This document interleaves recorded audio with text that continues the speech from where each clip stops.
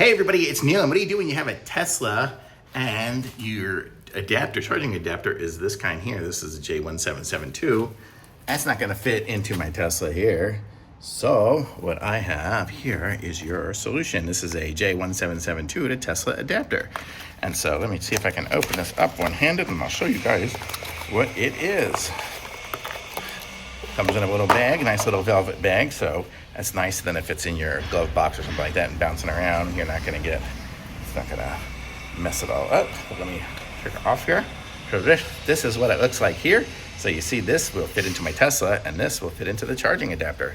So here's the charging adapter. And then I can just, oops, if I do it upside up. So here you go, you can see it just fits right on there, like so. Clips on. And then my Tesla right here. Well, check this out. It's gonna go in there and there it goes. It's charging, so that's an adapter. So now I can charge my car with just random J1772 adapters at a hotel or anywhere I want, and I am good to go. So I like this. Thumbs up for sure.